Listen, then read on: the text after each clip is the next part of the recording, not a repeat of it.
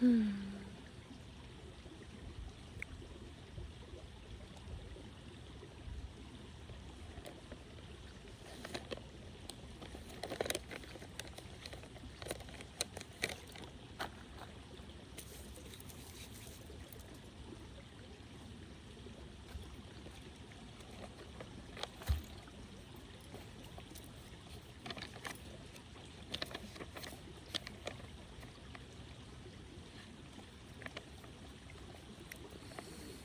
right, welcome back. We're getting into chapter 3.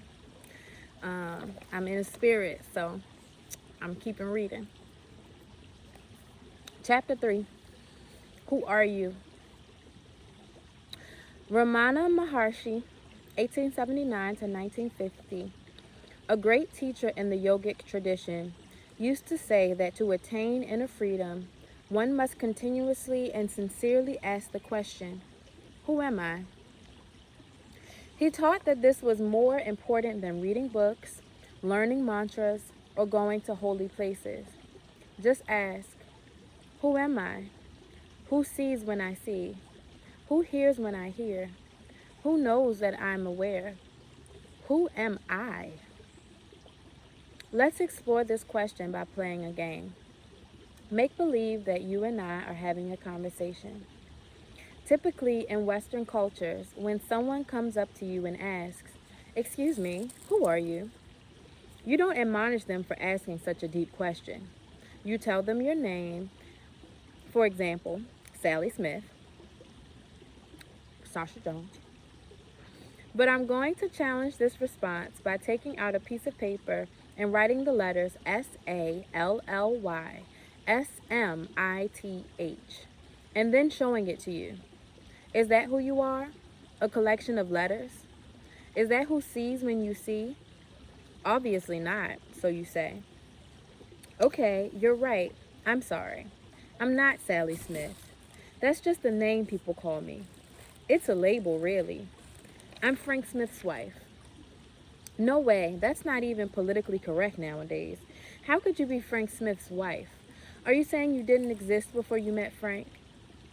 And would you cease to exist if he died or you got remarried?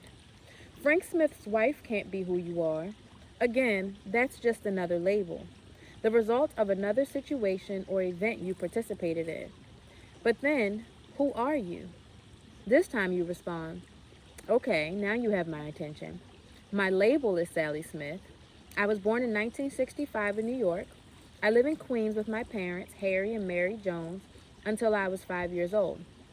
Then we moved to New Jersey, and I went to Newark Elementary School. I got all A's in school, and in the 5th grade, I played Dorothy in The Wizard of Oz. I started dating in the 9th grade, and my first boyfriend was Joe. I went to Rutgers College, where I met and married Frank Smith. That is who I am. Wait a minute. That's a fascinating story, but I didn't ask you what has happened to you since you were born. I asked you, who are you? You've just described all these experiences, but who had these experiences? Wouldn't you still be in there, aware of your existence, even if you had gone to a different college? So you contemplate this, and you realize that never in your life have you asked yourself that question and really meant it. Who am I? That is what Ramana Maharshi was asking. So you ponder this more seriously and you say, okay, I am the body that is occupying this space. I am 5'6" and I weigh 135 pounds. And here I am. When you were Dorothy in the 5th grade play, you weren't 5'6", you were 4'6". So which are you? Are you the 4'6" person or are you the 5'6" person? Weren't you in there when you were Dorothy? You told me you were. Aren't you the one who had experience of being Dorothy in the 5th grade play and is now having the experience of trying to answer my questions? Isn't this the same you?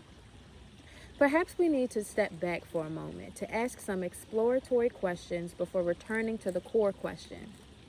When you were 10 years old, didn't you look in the mirror and see a 10-year-old body? Wasn't that the same you that now sees an adult body? What you looked at has changed, but what about you? the one who is looking. Isn't there a continuity of being? Wasn't it the same being that looked in the mirror throughout the years? You have to contemplate this very carefully. Here's another question. When you go to sleep every night, do you dream? Who dreams? What does it mean to dream? You answer, well, it's like a motion picture plays in my mind and I watch it. Who watches it? I do.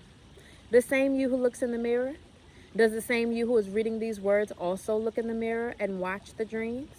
When you awake, you know you saw the dream. There's a continuity of conscious awareness of being. Ramana Maharshi was just asking some very simple question. Who sees when you see? Who hears when you hear? Who watches the dreams? Who looks at the image in the mirror? Who is it that is having all these experiences? If you try to just give honest, intuitive answers, you are simply going to say, me, it's me. I'm in here experiencing all of this. That's about the best you'll have. It's actually pretty easy to see that you're not the objects you look at. It's a classic case of subject-object. It's you, the subject, that is looking at the objects. So we don't have to go through every object in the universe and say that object is not you. We can very easily generalize by saying that if you are the one who is looking at something, then that something is not you. So right away, in one fell swoop, you know what you're not. You're not the outside world. You're the one who is inside looking out at that world. That was easy. Now at least we've eliminated the countless things outside. But who are you? And where are you if you're not outside with all the other things? You just have to pay attention and realize that you would still be in there experiencing feelings even if all the outside objects disappeared. Imagine how much fear you would feel. You might also feel frustration and even anger. But who would be feeling these things? Again, you say, me, and that's the right answer.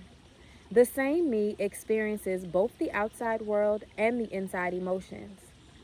To take a clear look at this, imagine that you're watching a dog play outdoors. Suddenly you hear a noise right behind you, a hiss, like a rattlesnake. Would you still be looking at the dog with the same intensity of focus? Of course not. You'd be feeling tremendous fear inside. Though the dog would still be playing in front of you, you'd be completely preoccupied with the experience of fear. All of your attention can very quickly become absorbed in your emotions. But who feels the fear? Isn't it the same you who was watching the dog? Who feels love when you feel love? Can't you feel so much love that it's hard to keep your eyes open? You can become so absorbed in beautiful inner feelings or frightening inner feelings that it's hard to focus on outer objects. In essence, inside and outside objects compete for your attention. You are in there having both inner and outer experiences, but who are you? To explore this more deeply, answer another question. Don't you have times when you're not having emotional experiences and instead you just feel quiet inside? You're still in there, but you're just aware of peaceful quiet. Eventually, you will begin to realize that the outside world and the flow of inner emotions come and go. But you, the one who experiences these things, remain consciously aware of whatever passes before you. But where are you? Maybe we can find you in your thoughts. Rene Descartes, a great philosopher, once said, I think, therefore I am. Wow, I just wrote that in my journal last night. And it's weird. I look like I'm on a green screen, but this real life. Oh, man. But is that really what's going on? The dictionary defines the verb to think as to form thoughts, to use the mind to consider ideas and make judgments. Microsoft Encarta, 2007. The question is, who is using the mind to form thoughts and then manipulate them into ideas and judgments? Does this experiencer of thoughts exist when thoughts are not present? Fortunately, you don't have to think about it. You are very aware of your presence of being, your sense of existence. Without the help of thoughts, When you go into deep meditation, for example, the thoughts stop. You know that they've stopped. You don't think it. You are simply aware of no thoughts. You come back and say, wow, I went into this deep meditation and for the first time my thoughts completely stopped. I was in a place of complete peace, harmony, and quiet. If you are in there experiencing the peace that occurs when your thoughts stop, then obviously your existence is not dependent upon the act of thinking. Thoughts can stop, and they can also get extremely noisy. Sometimes you have many more thoughts than other times. You may even tell someone, "My mind is driving me crazy. Ever since he said those things to me, I can't even sleep. My mind just won't shut up." Whose mind? Who's noticing these thoughts? Isn't it you? Don't you hear your thoughts inside? Aren't you aware of their existence? In fact, can't you get rid of them? If you start to have a thought you don't like, can't you try to make it go away? People struggle with thoughts all the time. Who is it that is aware of the thoughts? And who is it that struggles with them? Again, you have a subject-object relationship with your thoughts. You are the subject, and thoughts are just another object you can be aware of. You are not your thoughts. You are simply aware of your thoughts. Finally, you say, fine, I'm not anything in the outside world, and I'm not the emotions. These outer and inner objects come and go, and I experience them. Plus, I'm not the thoughts. They can be quiet or noisy, happy or sad. Thoughts are just something else I'm aware of. But who am I? It starts to become a serious question. Who am I? Who is having all these physical, emotional, and mental experiences? So you contemplate this question a little deeper. This is done by letting go of the experiences and noticing who is left. You will begin to notice who is experiencing the experience. Eventually, you will get to a point within yourself where you realize that you, the experiencer, have a certain quality. And that quality is awareness, consciousness, an intuitive sense of existence. You know that you're in there. You don't have to think about it. You just know. You can think about it if you want to, but you will know that you're thinking about it. You exist regardless, thoughts or no thoughts. To make this more experiential, let's try a consciousness experiment. Notice that with a single glance at a room or out a window, you instantly see the full detail of everything that's in front of you. True. You know that you're in there. Oh, excuse me. My bad. You are effortlessly aware of all the objects that are within the scope of your vision, both near and far away. Without moving your head or eyes, you perceive all the intricate detail of what you immediately see. Look at all the colors, the variations of light, the grain of wood furniture, the architecture of buildings, and the variations of bark and leaves on trees.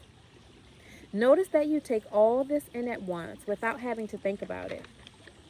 No thoughts are necessary, you just see it. Now try to use these thoughts to isolate, label, and describe all the intricate detail of what you see. How long would it take your mental voice to describe all that detail to you? Versus the instantaneous snapshot of consciousness just seen. When you just look without creating thoughts, your consciousness is effortlessly aware of and fully comprehends all that it sees. Consciousness is the highest word you will ever utter. There is nothing higher or deeper than consciousness. Consciousness is pure awareness. But what is awareness? Let's try another experiment. Let's say you are in a room looking at a group of people and a piano. Now make believe the piano ceases to exist in your world. Would you have a major problem with that? You say, no, I don't think so. I'm not attached to pianos. Okay then, make believe the people in the room cease to exist. Are you still okay? Can you handle it? You say, sure, I like being alone. Now, make believe your awareness doesn't exist. Just turn it off. How are you doing now? What would it be like if your awareness didn't exist? It's actually pretty simple. you wouldn't be there. There would be no sense of me. There wouldn't be anyone in there to say, wow, I used to be in here, but now I'm not. There would no longer be an awareness of being. And without awareness of being or consciousness, there is nothing. Are there objects? Who knows? If no one is aware of the objects, their existence or non-existence becomes completely irrelevant. It doesn't matter how many things are in front of you.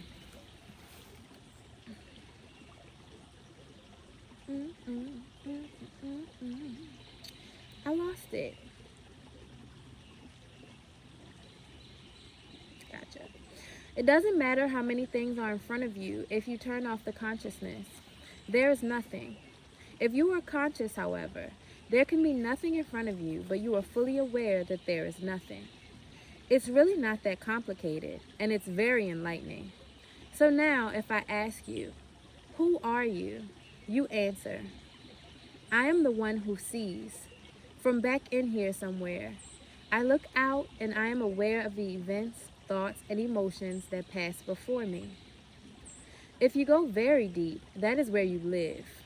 You live in the seat of consciousness.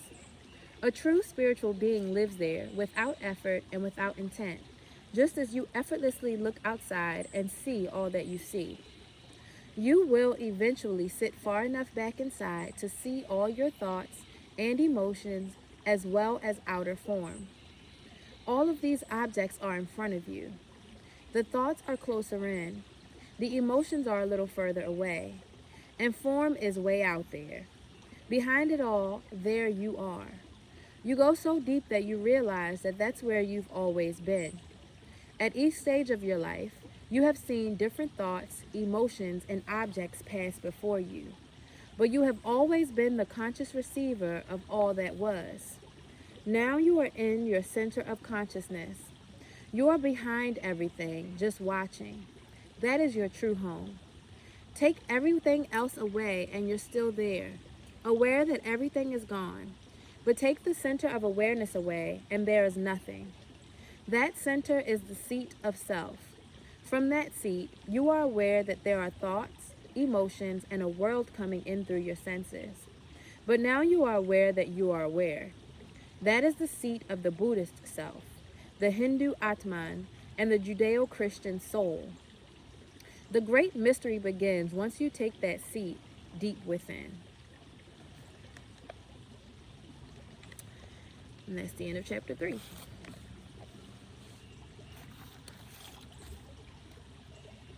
I don't know if I have anything to say. Or do I? I think based on my commentary from the last one, my inner chatter was projecting me forward into the future. And that was what I was trying to describe. It's like I have an inner chatter that chit-chats about everything that I'm witnessing in present time. But then once I start to chit-chat about present time, then I immediately get catapulted into the future and like the implications of present time, or the, how do I, like if I experience something that's good, like this, and I go, ooh, ooh, ooh, like, and it can be even better if I do this, and it can be even better if I do this. And I think, here I go with the thinking. But one thing that I've learned is about that mindfulness means presence, and like to stay present is to stay content and to stay joyful and energized. And when I try to go too far in the future, my experience with reading this is that I lose what's happening in the moment, and so reading this out loud while also digesting it, while also digesting the full experience, like that, what was described as all of the objects in front of me, like witnessing all of my objects, makes me start to try to look to the future, like myself gets so deeply buried within And I'm so behind the objects and like all of the objects that are in front of me that I lose sense of my observation. So it's very interesting that the next chapter is called The Lucid Self, which may kind of answer some of those questions of like when we sit in awareness and we start to zoom out, you know, like just how much we can see, and how that can also get you lost in the chatter. So stay tuned for chapter 4, and thank you for watching, listening, receiving. Definitely put in the chat, put in the comments any knowings, any aha moments that you had, any noticings. I love to hear about it. I love to talk about it. And until then, I wish you well and happy freedom. Happy liberation journey. I wish it for you. Peace.